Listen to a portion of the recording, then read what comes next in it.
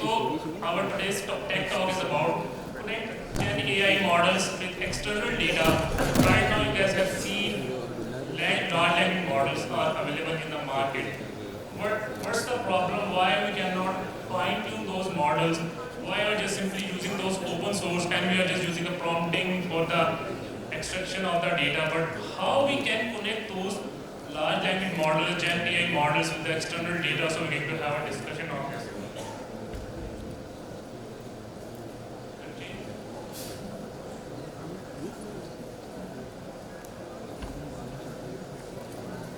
Can you check this? Okay. So my introduction. I'm AIML engineer and data trainer and coach at DataTechCon. I have just joined DataTechCon as a head of AI, where I am responsible for creating AI solutions for our product. DataTechCon is a platform, just a combination, just like you guys go on Fiverr, you are looking for someone to get your job done. You have assignment, you have project, you have to assign someone. And just and it is a combination of Fiverr and DataCamp.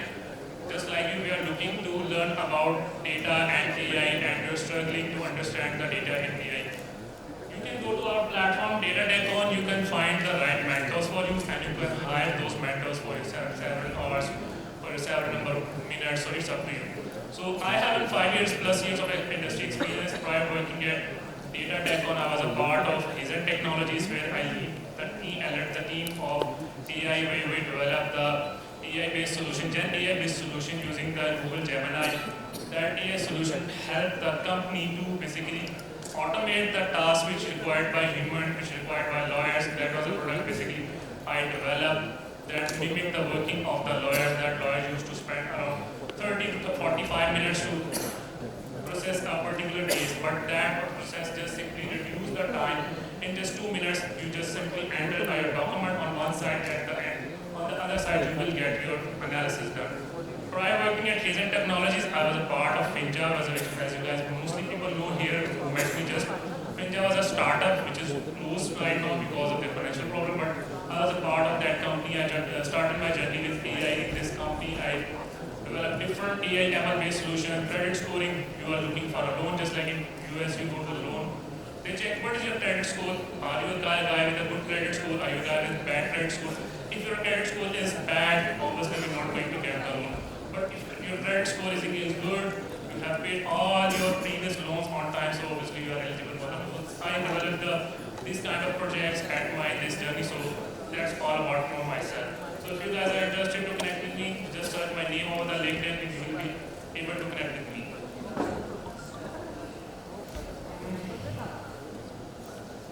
Okay, so our today's agenda is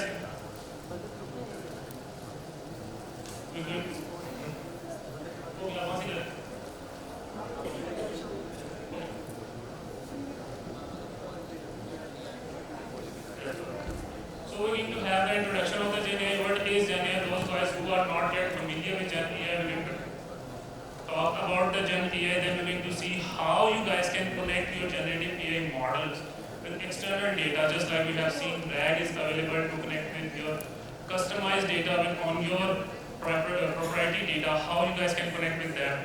Then we'll talk about the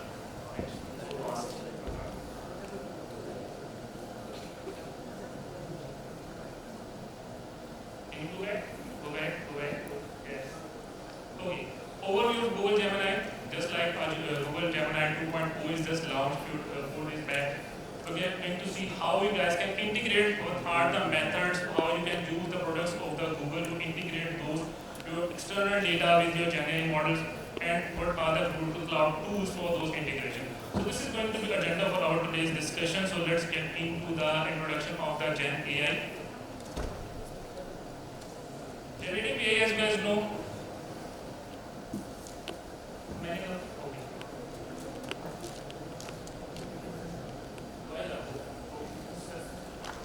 okay, so generative AI basically refers to it's a subset of artificial intelligence, meaning that it is a very sophisticated subset of artificial intelligence which has the capability to generate a novel, new content. You just have to enter your prompt. If you guys are familiar with ChatGPT, Bard, Google Bard, you guys have maybe noticed this is an application of a Gen AI.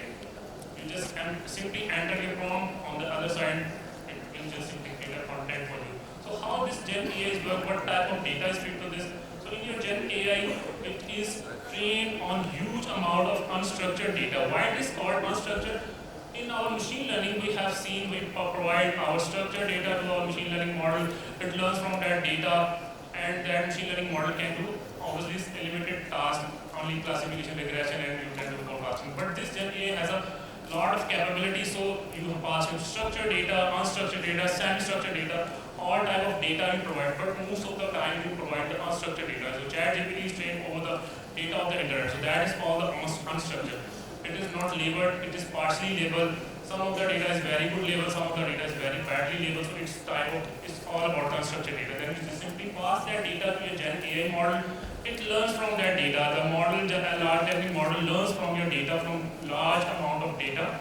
And after learning, once the learning is done, it will generate a new content. Let's say just if you take an example of mid-journey, you can just simply type a prompt, I'm looking for a poster for my new job, I'm hiring someone, so I will just simply type my text and it will just simply create a poster. Not only this, you can create a very nice, unique image if you're a fan of art. So this is a Gen AI. You pass your data. After taking your data from your data, it simply generates a new content. So most of the people think Gen AI is a new thing, but not. It is a new thing. It comes under the AI. AI is a very broad field. You have in this, you will have the AI-based system, intelligence system. Many things comes in this. It is a total broad field.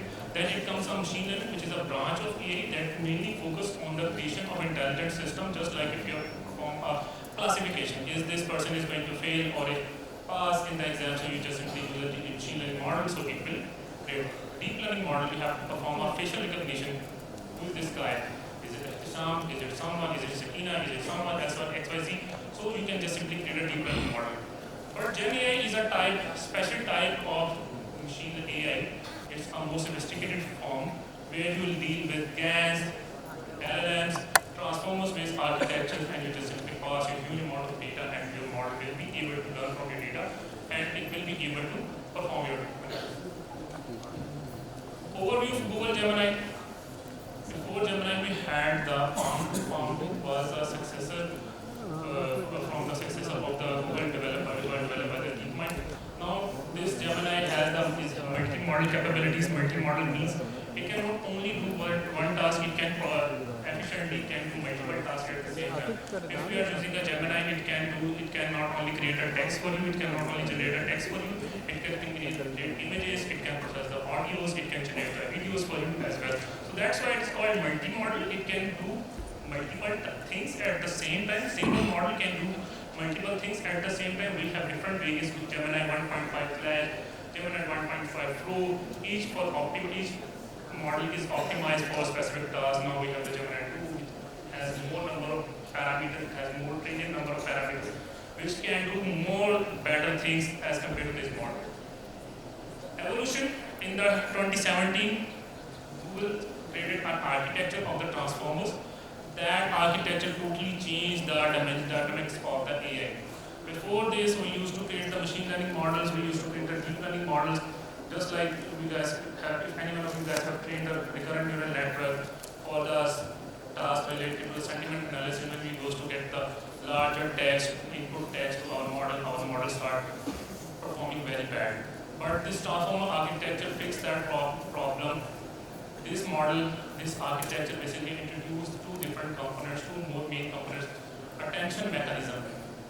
Just like you go to the grocery, you are a guy who is very into, you consume our products which have very low number of fats, and you have seen 10 different products are laying in a rack, and you just simply pick one product, you see, read the ingredients, okay, this product contains very high fat, I'm not taking it. Then you pick another one, you just simply pick the right product which has low number of fats. So these attention mechanism work like the same thing. You are performing a specific XYZ task, so this attention mechanism has the capability to pay attention to that context which you are looking for. Let's say if you are performing a sentiment analysis, so this transformer architecture has the capability to pay attention to those keywords. Because of that, I will be able to perform this classification of this review. Let's say I got a review, I got around 100 reviews, and those 100 reviews are more than, you can say, 1,000 words. My machine learning, deep learning model cannot work, but these transformers can architecture has the capability to of attention. They can pay attention to those words which are contributing to the output of this text. Third, then we have the BERT. BERT was the first LLM made by the Google. It has around 110 million parameters. It was basically only the encoder-based model, means it can pass the large amount of text, not very large, it has the capability. In the start, you can only pass the 512 tokens. Tokens are basically the number of words you can pass to a large language model. Similarly, if you are using a chat GPT, if you pass long text, it says no, you cannot pass this huge amount of text. You must have to reduce the size of your text, or otherwise you will have a problem. Your LLM, your GPT will get lost in the middle. So BERT has around the limitation of it can only accept a 512 number of tokens in the start, but now we have different variants of the BERT. So it was the first LLM from the Google. Then we have the text-to-text transformer. It was an encoder and decoder based. It basically used for the, let's say performing, it was basically, it was live in 2019. It has around 20 million parameters. I'm going to talk about this, what is parameters, how do they play a role in the intelligence of these large language models. So it has around 20 million parameters, and it was mainly used for that. Let's say you have an application, you have to convert, you have to translate from one language to another language. I'm writing an application, deep learning application, I have to convert from French to English. So this model can have the capability to take the huge amount of data, to huge input, and you can easily convert that from English to French, from French to English, so it had that capability. So T5 was developed in 2019. Then we had the PALM, which had around 540 billion parameters, was out in 2022. Now we have the Gemini, which has around 1.6 trillion parameters. That's a huge amount of parameters which was live in 2023. So in LLM, parameters are basically play a vital role in the intelligence, in the capabilities of your large language model. The more number of parameters of your model have, of your large language model have, it means your model is more intelligent. It has the capability to process that huge amount of data. Now we have the Gemini 2.0. It has around many trillion parameters in their weights and biases. So it means it can learn, it can process the huge amount of data. So the less number of parameters your large language models have, it can process the less amount of data. So as the parameters, number of parameters are increasing, the efficiency of your large language models also increases. So maybe if we get another model from the Gemini 2.5, it will have more number of parameters as compared to. So this intelligence is increasing with passage of time. Gemini API capabilities, it supports multi-model inputs. You can go with the text, you can create a text, you can create images, you can create audios, you can create videos. Feature like function calling, it's not only the client base. You can obviously, if you're creating an application on the back end of this application, you want to use a Gemini, you can just simply go to the AI Studio, you can go to the, just simply Google make an AI Studio, and you can get the API, and you can just simply call this functions with the JSON handling. You can just simply pass your prompt in the form of JSON, and you can pass the embeddings as well, and it will be able to generate a text for you. It also have the compatibility with many open source large language models and with the OpenAI as well. So this is the capability of, this is not the, even this capability is not available in the OpenAI. OpenAI does not support the compatibility with other open source large language models, but this Gemini can support with many other large language models. Let's say maybe if you like any large language model from the Transformers library and you want to integrate with your Gemini, so you can just simply integrate with this one. So it is very compatible. If you are looking to integrate in your application, you can just go and you can just simply integrate. Yes, can you go ahead?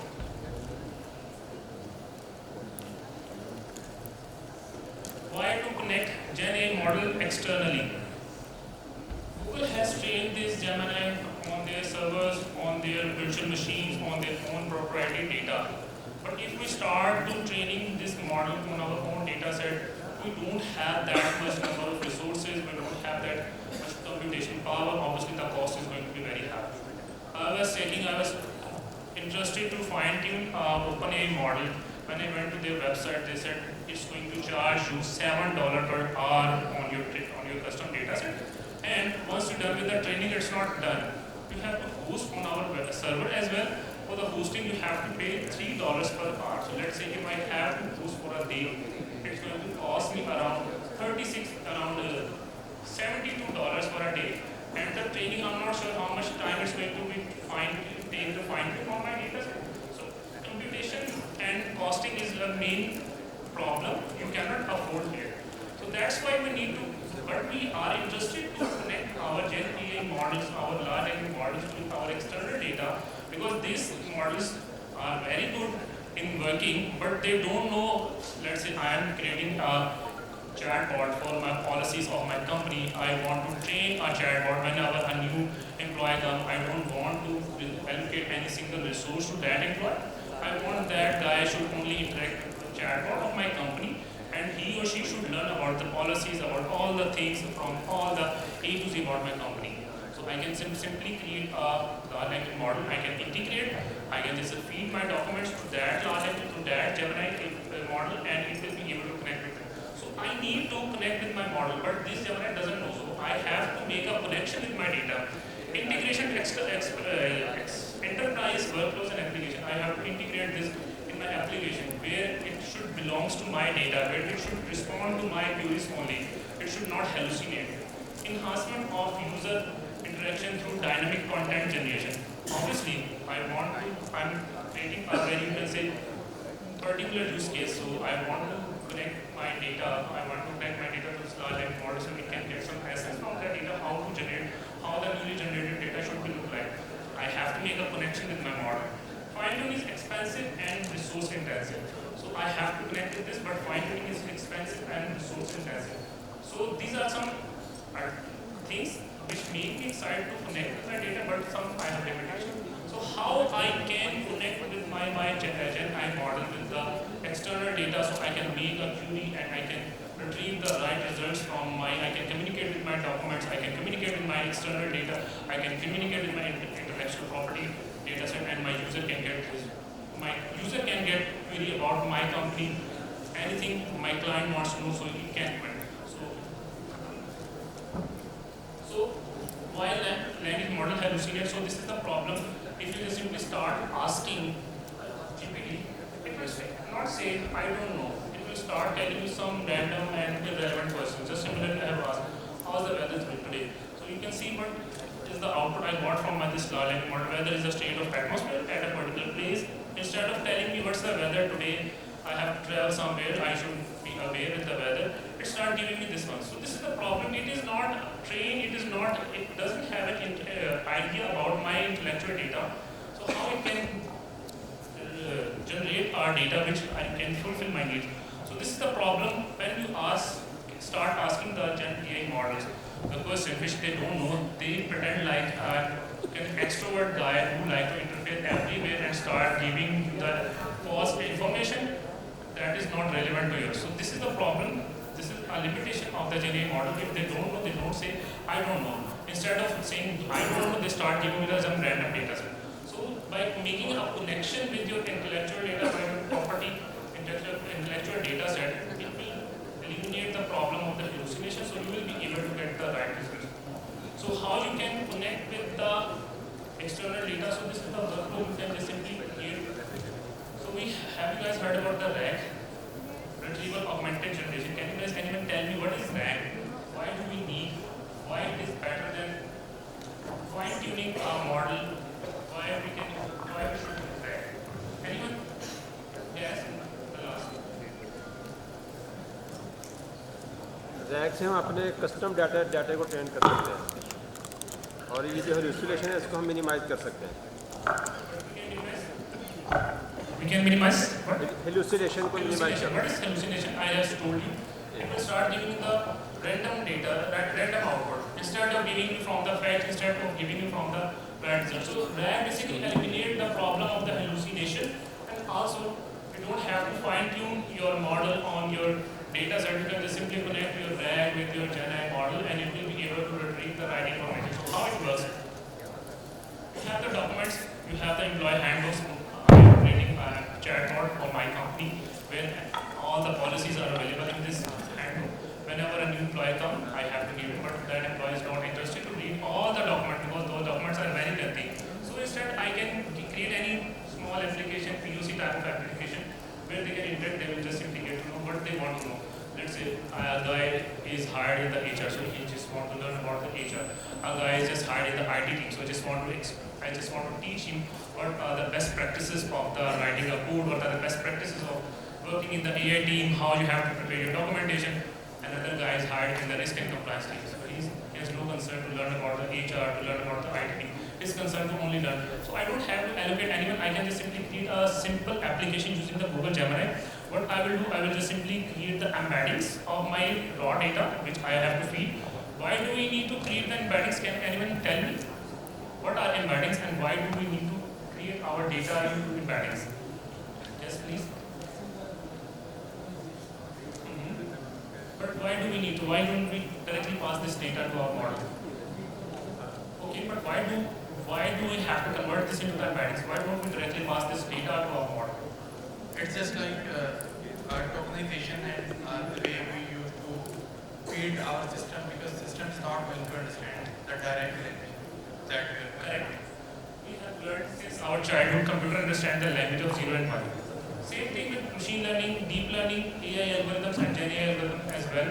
They don't understand the text, they understand the numbers, but not in the binary. They understand they have their own vector as they have defined their own vector. If you are performing an NLP task, you know, in an NLP task, every word has a unique, every token has a unique number in the pair of words. So that's why we have to convert into embeddings. Our model don't understand the text, what is inside this word. Those embeddings are understandable by our model. So we convert our embeddings and we store either in our vector database. If you are creating, you can go with any vector database. If you are using it, if you want to rely on the Google cloud platform, you can go with the GCP, you can go with the BigQuery, you can store all your vector inside. Because BigQuery is not a very reliable source, but it can store your vector data sets as well. So we will go, that data will directly go into your database. And whenever a user came and asked a question about any policy of your company, that query will directly go to that embeddings, that query will directly go into the embedding, then embeddings will be searched into the database. Okay, I have got this query. Can you return the similar results from this? So the similar results will be retrieved from that vector database and it will just simply return to your Gemini and your GenAI model, and that will be included in your prompt. And you know these models have the capability to exaggerate, to learn from your samples. It has the they have the capability to learn from simple examples. That is called few-shot learning, zero-shot learning. When you show the examples of your, just like you're writing an email, you just simply show him, last week I wrote an email to my boss, can you create a similar email for my stakeholder? So it will just simply, so they have the capability to learn on runtime. So they will learn from the runtime and it will simply start creating the result from it and will be able to get. So that is the benefit. You will be able to connect with the external data using the RAG. So your model will be not hallucinate. Now you are giving the answer from your data. Your model is not lying. Your model is giving the true facts about your company, about your customized data. Now your employees can learn anything from your body. Someone, can you change? Methods of integration. There are multiple methods how you can integrate your Gemini models with external data set. API-based integration. You go to the MakerSuite, Google MakerSuite, create API, you can integrate anywhere in your application. You create on the other side, you create a vector database. So it's just a combination of these, the integration of these two things, and your model will be able to understand. Function calling, either you can create different functions, either you can create AI agents. Okay, have you guys idea about AI agents? What are AI agents? Does anyone know about AI agents? What are the AI agents? Yes, please. All models which are responsible for their respective tasks or which are good at the particular, and we can connect all those to create a whole AI business. Yes, true. Correct. Thank you. So basically, AI agents. Let's say you have a bigger problem. You have to split those problems, split that problem into smaller tasks. You are creating an application where it should plan a vacation, a whole plan of your vacation. First function, you will just AI agents are just your Python function in your written in a programming language where you call your large language models, which is again connected with external source, which just simply fetch the right information over the internet or from over your provided data set. So these are the simple functions which basically connect into working together. Our first function is responsible for getting the bookings, the details of booking from the bookme.pk. Second function is responsible for giving you suggestion where you, let's say I'm traveling from Lahore to Bali. What is the right place I have to land? What is the right place I have to go after landing in Bali? Okay, I have to these things I can explore in Bali. Third thing, what are the things I have to keep in my backpack for my travel? So these are different functions. They are working together. They are integrated together. So these are called AI agents. So let's say you have a very big application of AI. You want to solve this kind of problem. This is a very small case. Problems in real world are totally different. You won't be solving this type of problems. But you can create this project for your POC. So in your interview, if you're showing someone your portfolio, you can have something to show. I have done this. I know about the AI agent. How AI agent does nothing. On the back end, they are just simply calling the APIs of the large language models or maybe your large language models which you train on your data set.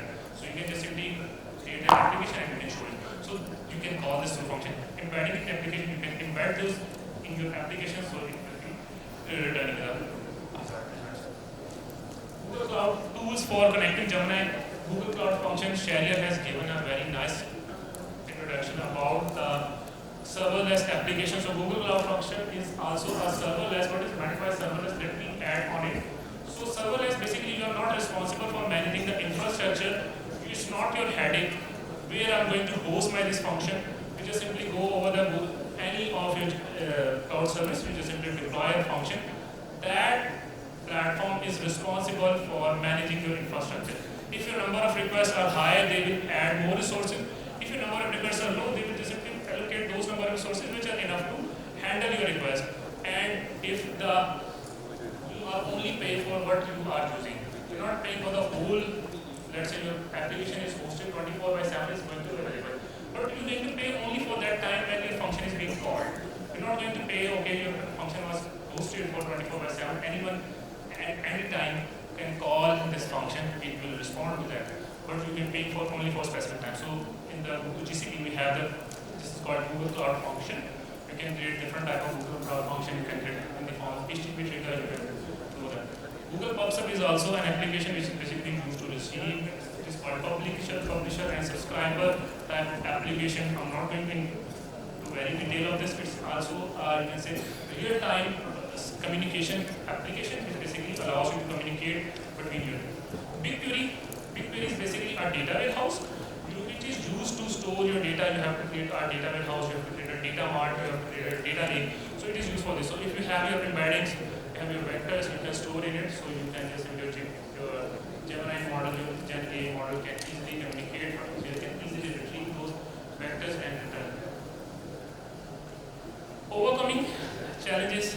So challenges are really high. Obviously, you are communicating with your data set, so your data should be you should be getting a prompt response. Obviously, users don't like to wait right now these days, especially users. If you keep your users waiting, obviously they can go to any other application. So latency and performance. So latency is the challenge, but if you have created your vectors in you are very efficient. If you have optimized your codes, you can just simply get your prompt response. Security and compliance, obviously you are using your data, you're exposing, you're converting your data into the vectors. Anyone can enter in your application, they can do prompt injections, and by doing the prompt injection, when you guys idea of prompt injection, or otherwise I will go into detail, because this is the question when you go for the interview. When I have people for the interview, I must ask this question. Many people don't know this. So if you guys don't know, no problem at all. If you guys know, just raise your hand, we'll talk about this. No idea? Okay, so prompt injection, as it's just similar to SQL injection. Are you guys familiar with SQL injections? It's very common. It's been in market from a long time. Okay, so prompt injection is when there's a problem, when there's a new technology, obviously there is a problem with that technology as well. So people can hack your large language model easily. If you don't have a very sophisticated prompts, if you don't provide those prompts which should not be, you can say reverse engineered. Let's say someone entering your application, they have the control of your application. And people are connecting, people are chatting with your application through a prompt. So prompt injection basically inject a prompt to your large language model and it just simply undo whatever would have done so far and it just simply start getting the results, it starts getting the biasness result. It can feed any irrelevant, any spam prompt to your large language model and after this your large language model will start acting weirdly. So this is called prompt injection. So it is security is the main concern. So you must have to think about the scalability. Obviously, your users are increasing when you are making such kind of applications. So you must have to plan a scalability. How is going to scale it? First, you are creating a POC. Okay, now POC is approved now. And in a beta version, okay, so beta version is passed. How? I'm going to scale it. I'm going to provide more resources. I'm going to provide more optimization. So think about this. Scalability is also an issue in this gen connection. Best practices for integration, efficient API uses. You can just simply use the API of Gemini and efficiently integrate with this. Data validation, obviously data validation is the main concern. If your data is returned by a model, is not validated, how you guys can say my users are going to rely. Obviously, if I'm not relying on my response of my GenAI, then if users start relying, it could be a problem. So data validation should be your main concern. Monitoring and logging, there are many tools available, just like Langsmith. The problem with large language models when they start making problems, in their prompts, when they start generating their responses. Sometimes you may not be able to understand why this prompt is happening, why my GenAI model is creating this type of response. There are many tools available, just like Langsmith will give you local visibility. If my data is coming from my vector database, okay, my this data coming from vector database, how this query was happened. So it will give you a whole flow, who queried this data, how this happened, what was the best match on this query. So it will return. So monitoring is also very important when you are creating this type of integration with your internal data and you're exposing your model to user can use. So you must have to monitor and log it. So if any error are happening, it should be monitored and should be logged so you can identify this. Responsible AI integration, obviously bias, your model should not be biased. Let's say it should be bias free, it should be returned response to equal. Everyone's same, it should be according to the context. Just like we are concerned about the bias, and many models some start and bias, they start giving the wrong response. Sometimes they get bias for the gender, sometimes they get bias for the racism. So it should not be this. User privacy, obviously you are using the user data set, so the policies, all the architecture should be designed so user privacy should not be eliminated. Transparency, you should make the model transparent, how it is happening, why it is happening, okay, which data I'm using, if this prompt is coming, what's the reason how this prompt is coming. So that's it from my side. Thank you guys for joining my discussion. I hope you guys have liked this. Thank you for coming. Thank you everyone, those guys who are just sitting on the floor. Thank you for everyone. Thank you my friends. So if you guys have any questions, I would love to ask you. If you guys want to connect with me, search me over the LinkedIn. I will be able to connect. If you want to chat with me, I'm always available for chat. If you guys have any. I just want to take a selfie with you. It's my first time I'm presenting in Lahore. It's my hometown. Before this, I have done this in Islamabad 3 times. So it's my hometown. I have to take a selfie with you guys.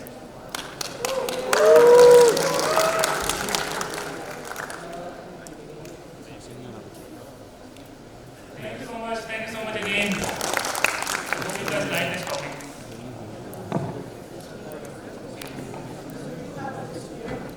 Yes, please. Sir, you talked about AI agents. AI agents. Agents. Agent? Agents, yes, agents. AI agents, yes. So you were talking like it's calling function, right? So I just wanted to know, is it gonna work like the robotics, like robots work in the way, and it's going to be a software which is going to be worked, but not a hardware? It's type of software thing. AI agents are software things. And if you have learned about the reinforcement learnings, we call our models as agents. We send our agent into the environment and they interact with the environment, they learn from. But in this AI agent, it's not like that. AI agent just your simple AI application where you have integrated multiple agents. Agents are your large language models. It can be open source, it can be fine-tuned, it can be anything. They are just like in a single application you are using one large language model, you can call it as AI agent application. But when multiple large language models get integrated in a single application. One model is responsible for doing certain tasks, one model is responsible for doing anything else. So that's what AI agents integrate those things. There is an open source platform QAI. You must explore it. QCREWAI. So you have heard about this? Okay, so then you must have an idea how it works. But this Gemini AI can also work an AI agent. This Gemini, it is multi-model. What do you do in AI agents? One model is specialized in doing this thing. You can make model just a simple, use single Gemini, and it can work on all the applications. Anyone else? Yes. Hello, Samarabam. Lovely talk. I have one question. How can you safeguard your prompts from prompt injection? Okay, yes. Nice question. Very nice question. This is the main concern. Your prompt should be created like that. No one can reverse engineer it. Let's say if someone enter in my system, they can see my prompt. So they can get access of it, they can do this. So the prompt should be, you can say, it's just a word. So it should be more towards your business logic so no one can understand it. You can keep your, just like you're giving a few short learning to your prompt in your learning model. Don't keep those examples in your prompt. Keep it somewhere else. So let's say if someone able to enter in your system, they can see your prompt, but they can't see your example, what type of problems you are trying to solve. So you can prevent it. Let's say if you're using the GSP, you can just simply keep your examples of the prompts in your bucket, Google bucket, so you can think on the runtime, or maybe you keep in your database also. You can add those examples of that. But this is a very concerning problem, and can attack your learning model, and they can start undoing these things, but your model issues. I have answered your question. Okay, guys, thank you so much.